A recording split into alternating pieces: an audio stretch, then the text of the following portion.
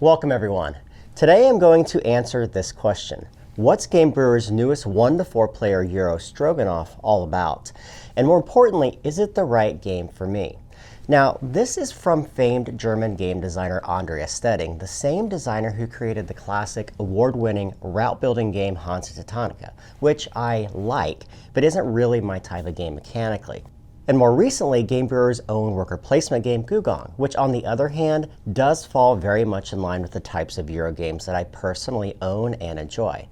However, having said that, neither of those two games even resemble what is going on here, which is really good because it allows Stroganoff to feel unique and stand on its own 2 feet as an entirely different type of game.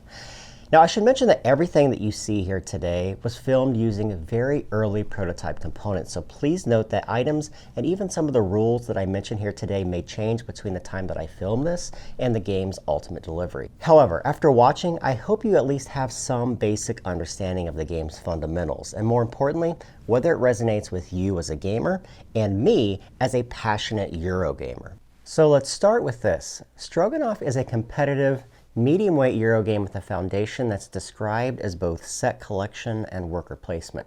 However, those two mechanisms, they don't really come close to defining what's actually taking place, as there are certainly many other gameplay elements at work here. And that worker placement label doesn't particularly fit either, especially for someone like me whose favorite games involve that exact mechanism. But in Stroganoff, you don't really have workers that go to specific locations. You have a single Cossack who just moves eastward across the landscapes to gain you furs and access to key points across the board. And you have actions that you can take that are clearly listed here on the board, but no workers or even components to mark those actions that you carry out. It sounds very confusing, but despite those two things, the game still feels kind of like a worker placement game. I know that sounds very weird, but I promise you it is, but in a very, very good kind of way. And these subtle nuances that are structured around the gameplay don't stop there. They are found literally everywhere in this game, all of which are incredibly compelling, as if I was playing something entirely unique. And I know that it's not. Very few games are, but there are so many clever ideas at play in Stroganoff that we actually found ourselves pausing the game more than a few times in order to take a moment to look up the rules and discuss if we were either playing the game wrong or if the designer was genuinely able to piece together all of these diverse mechanisms in a way that just really worked. And those conversations became our first real pieces of evidence that we had a game in front of us that was very interesting mechanically in a way that it both played out and made you think about what you were doing when you were playing the game. Okay, so at this point, I think it's probably a good idea if I describe the game, at least in some detail, so you have a bit of context as to what's going on.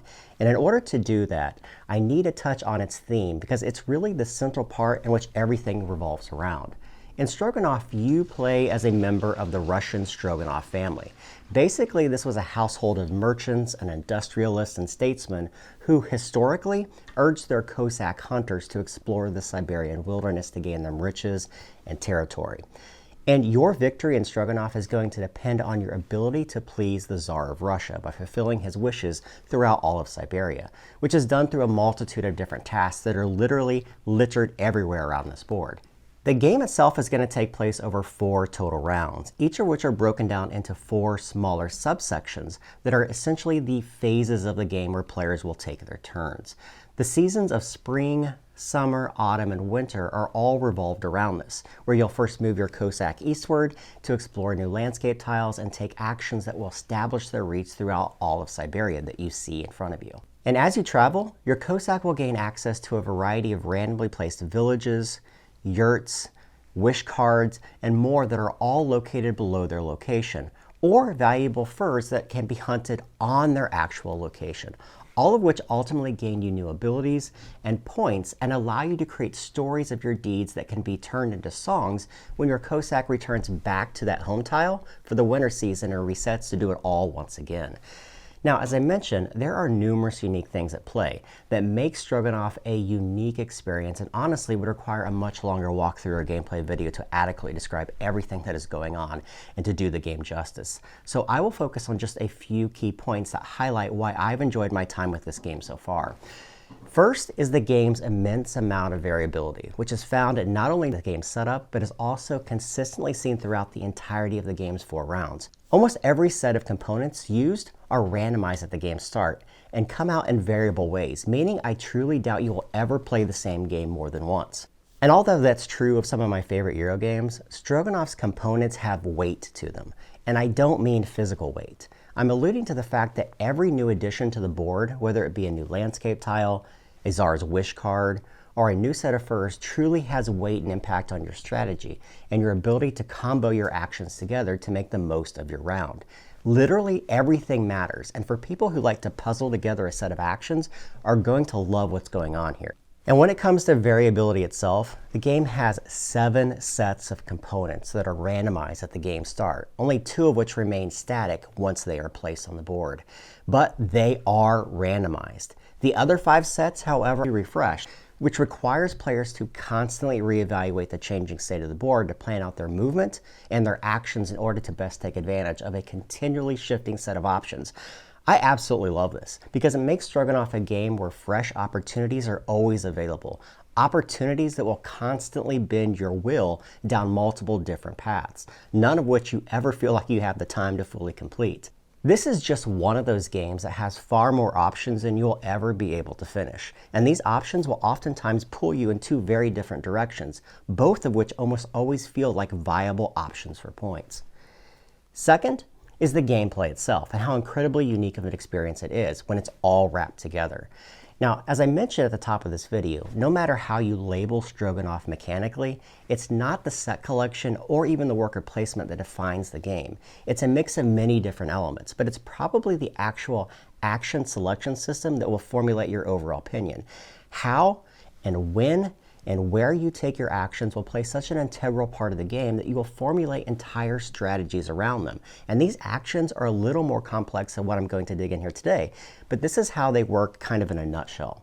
On your turn, after your Cossack moves an allowed number of spaces, which is determined by a number of different factors, you will have the option of taking actions in your current location or in any region where you've previously built outposts.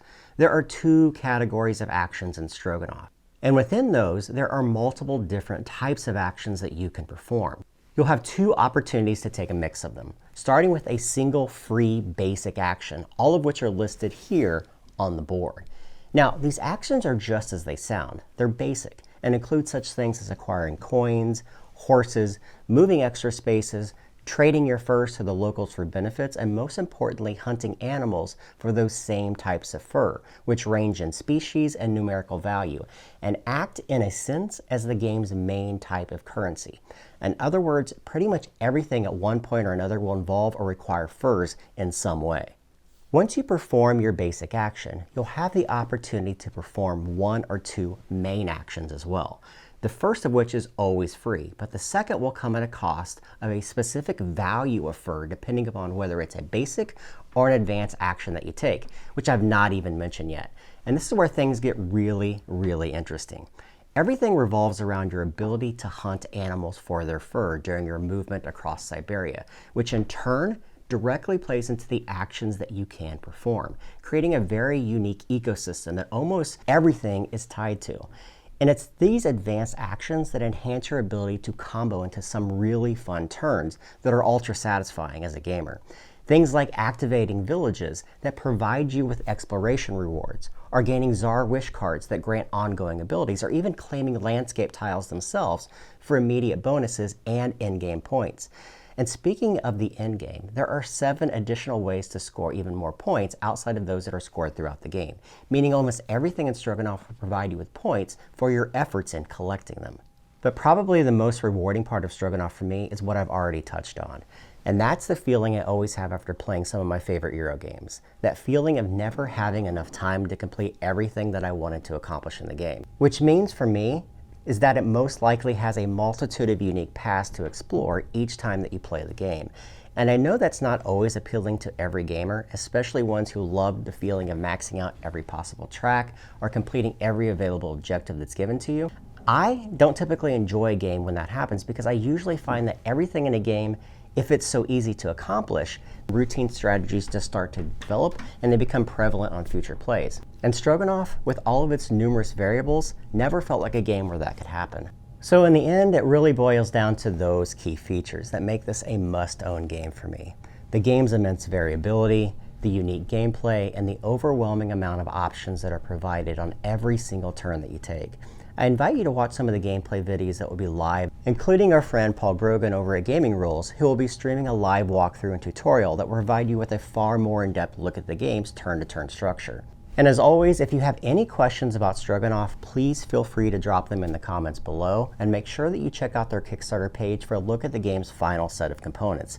And thanks for watching. Hey everyone, if you guys enjoyed this video, please consider dinging the old bell below. That is going to help notify you of new videos that are uploaded to our channel. And as always, give us a like, subscribe to our channel, and please consider watching all of our videos, one of which you can see right here to my left.